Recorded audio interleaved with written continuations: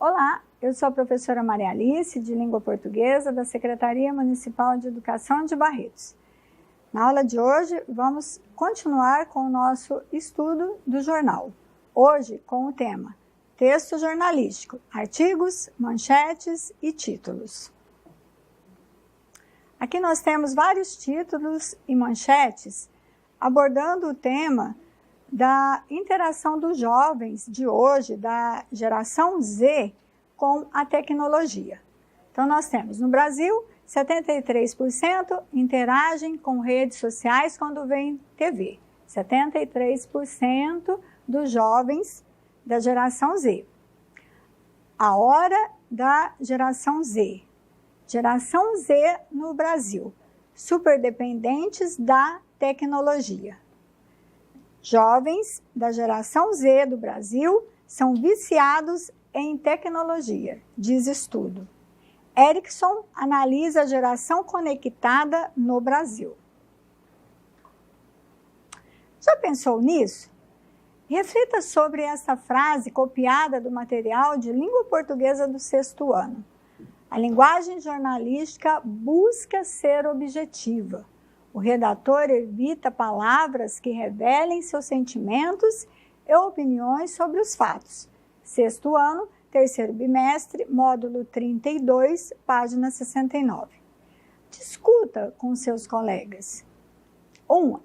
Essa frase afirma de modo categórico, assertivo, absoluto, que a linguagem jornalística é sempre objetiva e imparcial? Explique.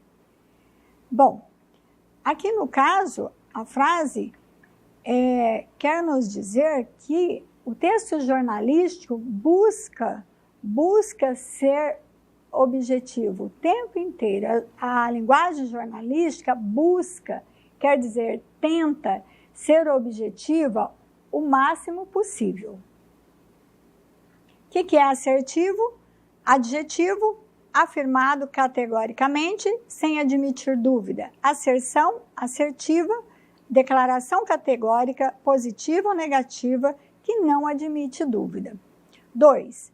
A ilustração de abertura deste módulo é composta de títulos de uma matéria sobre o uso de tecnologia digital em nossa época, publicada com pequenas variações em diversos sites da internet.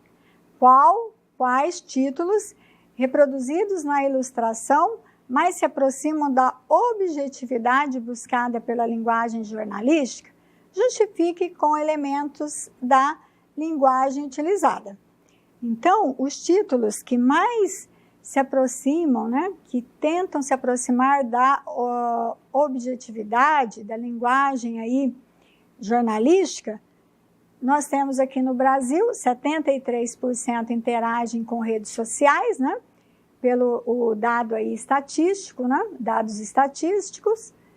E também aqui Ericsson analisa a geração conectada no Brasil, que buscou aí a objetividade da linguagem jornalística com o título da notícia.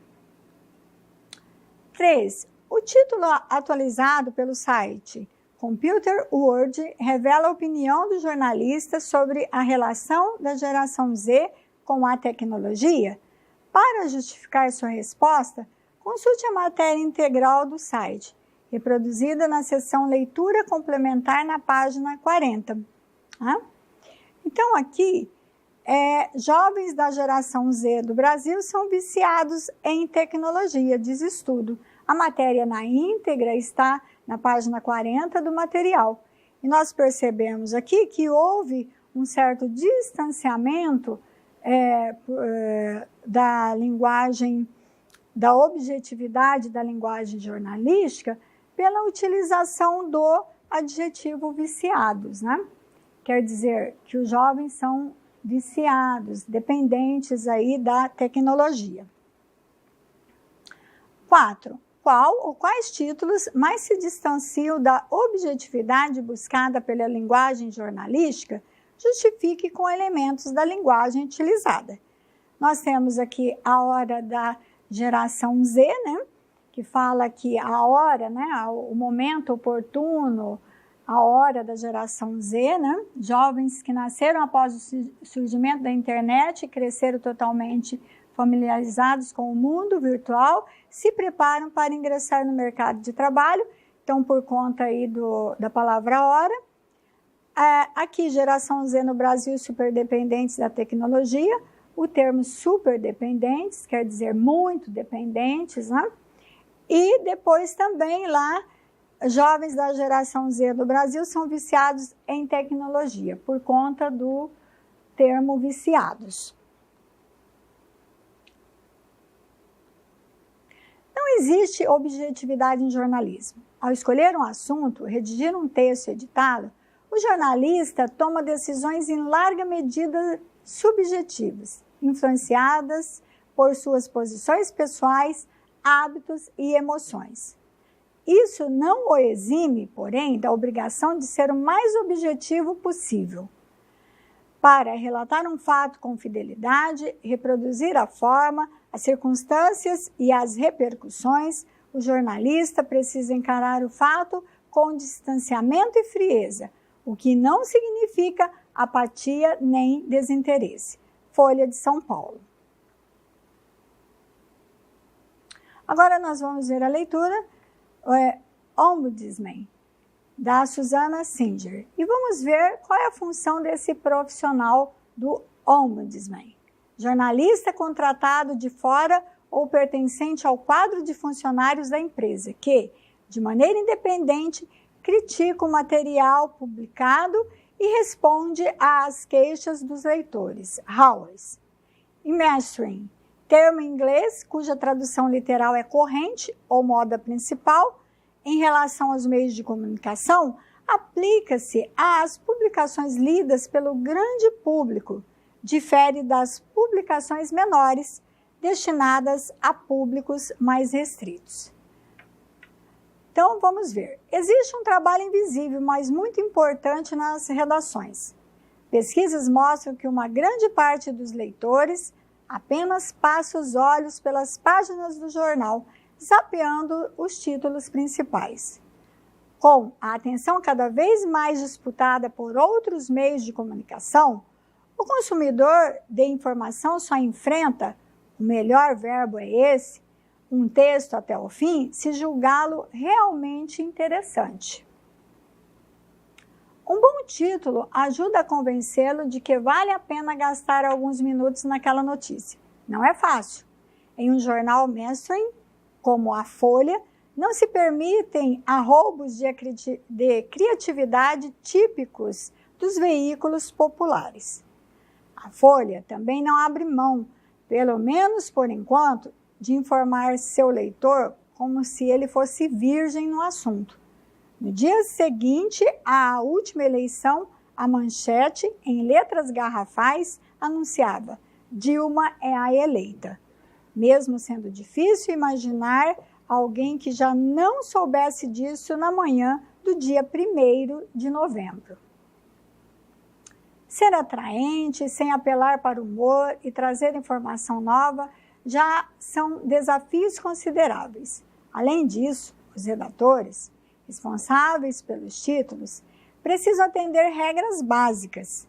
Fazer frases com verbo no presente para dar ideia de ação recente, evitar o pode, afinal tudo pode acontecer, esquecer negativas, notícia, em geral, é o que aconteceu e não o que deixou de ocorrer.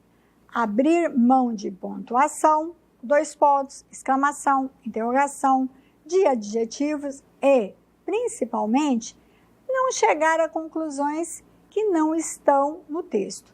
Tudo isso em frases com 40 toques em média, incluindo os espaços em branco entre as palavras. Fica mais fácil entender os pecados mais frequentes dos títulos da Folha, olhando alguns exemplos pensados nos últimos meses.